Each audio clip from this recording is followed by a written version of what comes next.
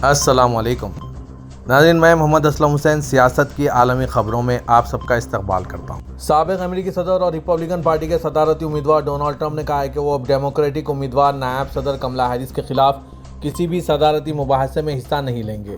امریکی صدارتی امیدوار ڈونلڈ ٹرمپ نے امریکی social media platform Truth Social پر اعلان کیا کہ تیسرا مقابلہ نہیں ہوگا۔ سابق امریکی صدر کا پہلا مباحثی مقابلہ جون میں امریکی صدر جو بائیڈن سے ہوا تھا، جبکہ دوسرا مقابلہ رواں ہفتے نائب امریکی صدر کملا ہیرس کے ساتھ ہوا تھا۔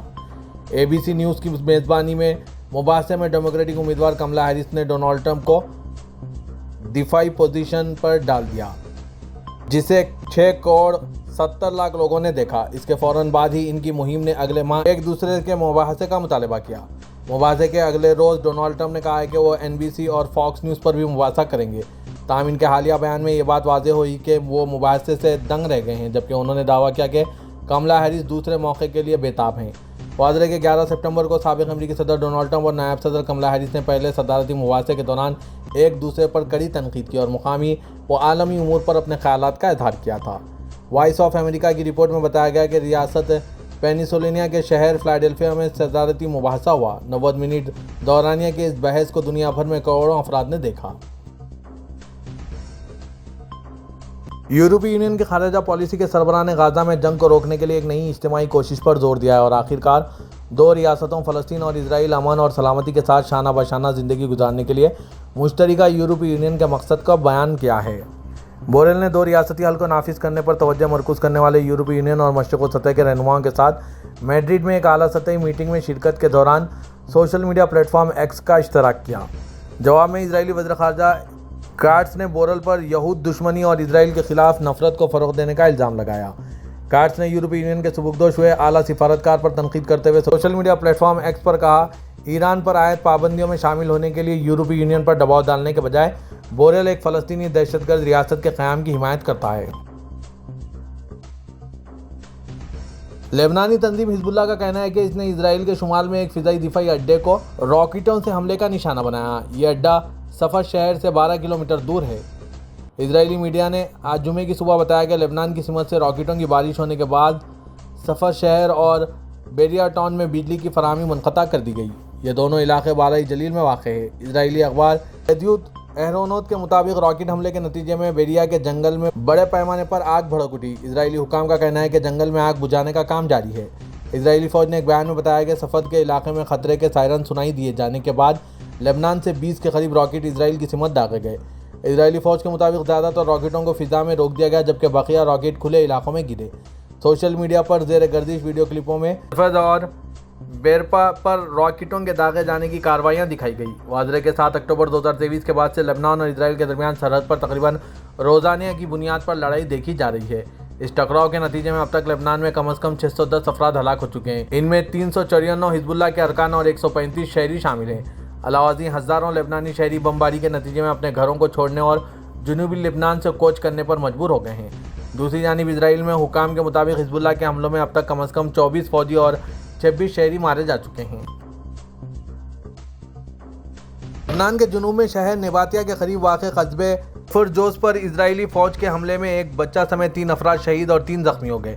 لبنان کی سرکاری ایجنسی NNA کی خبر کے مطابق اسرائیلی فوج نے کفر جوز قصبے میں نباتیہ شہر کی طرف جانے والی سڑک پر 2 موٹر سائیکلوں کو نشانہ بنایا۔ اس حملے میں پاس سے گزرنے والی ایک گاڑی بھی نشانہ بن گئی، جس سے ایک بچہ سمیت 3 افراد اپنی جانوں سے ہاتھ دھو بیٹھے۔ علاوہ ازیں اسرائیلی جنگی طیاروں نے جنوبی لبنان کے شہر سور کے شہر شیجن پر فضائی حملے کیے۔ حملے میں کسی کے ہلاک یا زخمی ہونے کے بارے میں کوئی اطلاع نہیں دی گئی۔ حزب اللہ نے اعلان کیا ہے کہ اس نے کچھ اسرائیلی فوجی اہداف پر حملے کیے۔ دوسری جانب اطلاع دی گئی ہے کہ جنوبی لبنان میں اسرائیل کے حملوں میں حزب اللہ کے 2 کارکن اللہ کو پیارے ہو گئے۔ اس طرح 8 اکتوبر 2023 سے لبنان کے جنوب میں اسرائیلی فوج اور حزب اللہ کے درمیان جھڑپوں میں ہلاک ہونے والے حزب اللہ کے ارکان کی تعداد بڑھ کر 439 ہو گئی۔ دوسری طرف لبنان کے وزیر اعظم نجیب میقاتی نے اس بات پر زور دیا کہ ان کے ملک پر اسرائیل کے حملوں کو روکنے کے لیے بین الاقوامی کوششوں کو تیز کیا جانا چاہیے۔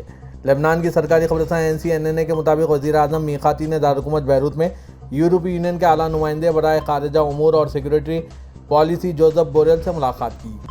میقاتی بوریل ملاقات کے دوران جنوبی لبنان پر اسرائیل کے حملوں، لبنان میں شامیوں کے موجودہ اور مستقبل کے مسائل اور لبنان اور یورپی یونین کے درمیان تعاون کو تیز کرنے کی ضرورت جیسے مسائل پر تبادلہ خیال کیا۔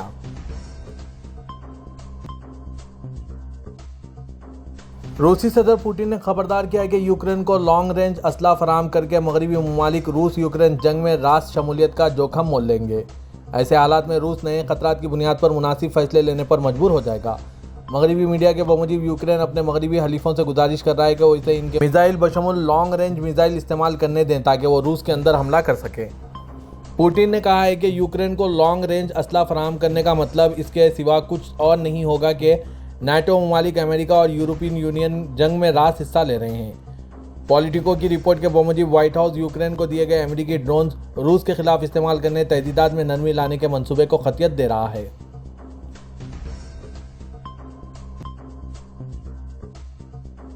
روس کے وزیر خارجہ سرگئی لاروف نے کہا ہے کہ یوکرین کی کارروائیاں جوہری تباہی کا سبب بن سکتی ہے اور اگر ایسا ہوا تو اس سے سب سے پہلے یورپ کو نقصان پہنچے گا۔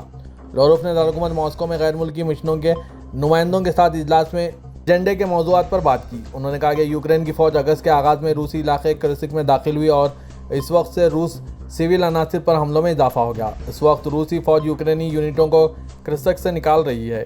کرسک جوہری پاور پلانٹ کے اطراف کی صورتحال نہایت کشیدہ ہے۔ یوکرینی فوج کے زاپوریژیا جوہری پاور پلانٹ پر حملوں کی یاد دہانی کروائی اور کہا کہ یوکرینی فوج کے 11 اگست کے حملوں کے نتیجے میں یہاں آگ لگ گئی۔ آگ کی وجہ سے پاور پلانٹ کے 2 کولنگ ٹاوروں میں سے ایک کو نقصان پہنچا ہے۔ یہ ایک سنجیدہ صورتحال ہے لیکن مغرب نے اسے کوئی اہمیت نہیں دی۔ ان کی کٹ پتلی کی کارروائیاں چیرنوبل سے مشابہہ جوہری تباہی کا سبب بن سکتی ہے۔ اگر ایسا ہوا تو اس کا سب سے پہلے یورپ کو نقصان پہنچے گا۔ سعودی وزیر خارجہ شہزادہ فیصل بن فرحان نے آج جمعے کو میڈرڈ میں وزارتی اجلاس کے موقع پر اسپین کے ہم منصب مینوئل البرز سے ملاقات کی ہے۔ سرکاری خبررساں NCSPA کے مطابق ملاقات میں غزہ کی صورتحال پر تعاون، دو ریاستی حل پر عمل درآمد کے اقدامات اور اقوام متحدہ کی جنرل اسمبلی اجلاس کے دوران اس حوالے سے اعلیٰ سطح کے اجلاس کی تیاریوں کا جائزہ لیا گیا۔ دونوں وزراء خارجہ نے سعودی عرب اور اسپین کے درمیان دو طرفہ تعلقات اور مختلف شعبوں میں انہیں فروغ دینے کے طریقوں کا بھی جائزہ لیا۔ علاوہ ازیں علاقائی اور بین الاقوامی صورتحال، خاص طور پر غزہ بحران اور اس حوالے سے کی جانے والی کوششوں پر بھی تبادلہ خیال کیا گیا۔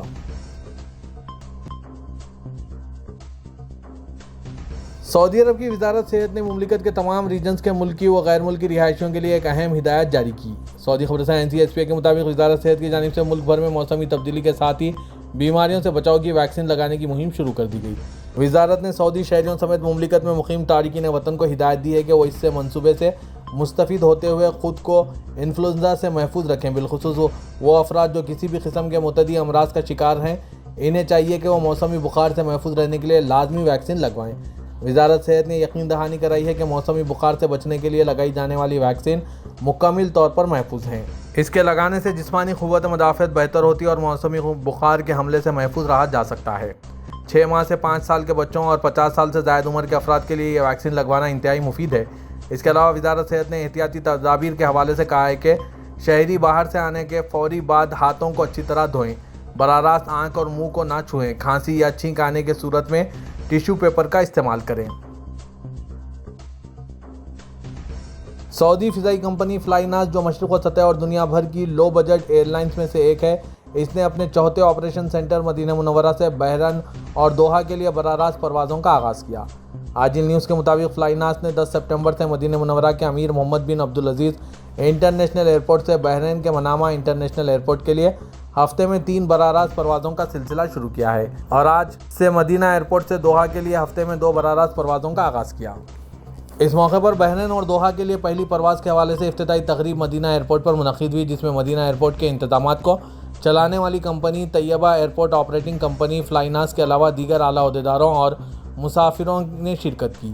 دونوں پروازوں کے مسافروں کو فلائی ناس اور ایئرپورٹ آپریٹنگ کمپنی کی جانب سے یادگاری تحائف اور بہترین استقبال کیا گیا۔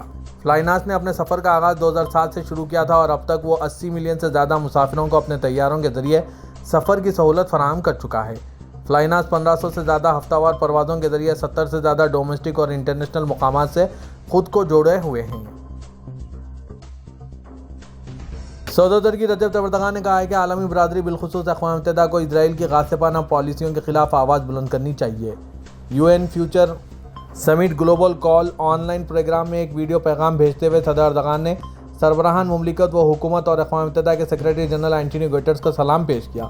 ایک محفوظ اور خوشحال مستقبل کی نشاط کے لیے سب سے پہلے امن کی ضرورت زور دیتے ہوئے اردغان نے کہا، دہشت گردی، اسلام اور زینوفوبیا، غیر قانونی نقل مکانی اور موسمیاتی تبدیلی جیسے چیلنجز جیو پولیٹیکل جھٹکوں کی شدت میں اضافہ کرتے ہیں۔ ہم اس کی سب سے تکلیف دہ مثال مقبوضہ فلسطینی علاقوں بالخصوص غزہ میں 11 ماہ سے دیکھ رہے ہیں۔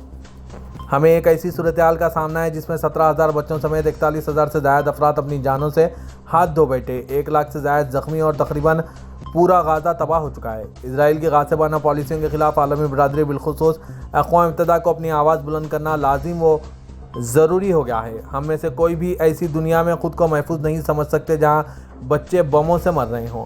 ہم بطور ترکیہ ظلم کے خلاف اور مظلوموں کے ساتھ کھڑے رہیں گے اور ہم اس انسانی موقف سے پیچھے نہیں ہٹیں گے۔ صدر اردغان نے اس بات پر زور دیا کہ ہمیں اس عالمی طرز حکمرانی کے ڈھانچے کو یقینی بنانا چاہیے جس میں نہ صرف وہ ممالک جو خوشحالی کی ایک خاص سطح کو حاصل کر چکے ہیں بلکہ ترقی کی راہ پر گامزن معاشروں کو بھی نمائندگی حاصل ہو۔ پاکستان کے chief of army staff general Asim Munir نے اورکزئی قبائلی ضلع کے دورے کے دوران خیبر پختونخوا میں پولیس اور دیگر قانون نافذ کرنے والے اداروں کی تعریف کی اور اس عزم کا اظہار کیا کہ وہ فرائض کی انجام دہی میں ان کے لیے ہر ممکن تعاون فراہم کریں گے۔ آرمی چیف کا دورہ ایک ایسے وقت میں آیا ہے جب علاقے میں سرگرم عسکریت پسند دھڑوں نے پولیس کو مسلسل نشانہ بنایا، جن میں سال کے آغاز سے اب تک 75 سے زائد افراد ہلاک ہو چکے ہیں۔ ان ہلاکتوں کے خلاف صوبے کے مختلف حصوں میں قانون نافذ کرنے والے اہلکاروں کی جانب سے احتجاجی مظاہرے بھی کیے گئے۔ فوج کے شعبے تعلقات عامہ ISPR کی جانب سے آج جمعے کو جاری ہوئی پریس ریلیز کے مطابق چیف آف آرمی اسٹاف کو علاقے میں سیکورٹی کی صورتحال کے ساتھ ساتھ جاری انٹیلیجنس کی بنیاد پر انسداد دہشت گردی کی کارروائیوں کے بارے میں بریفنگ دی گئی۔ آرمی چیف نے افغانستان کی سرحد سے ملحقہ قبائلی علاقوں کا حوالہ دیتے ہوئے کہا کہ پاکستان آرمی، خیبر پختونخوا پولیس اور دیگر قانون نافذ کرنے والے اداروں کو نئے ضم شدہ اضلاع میں اپنے فرائض سر انجام دینے کے قابل بنانے میں ہر ممکن تعاون فراہم کرتی رہے گی۔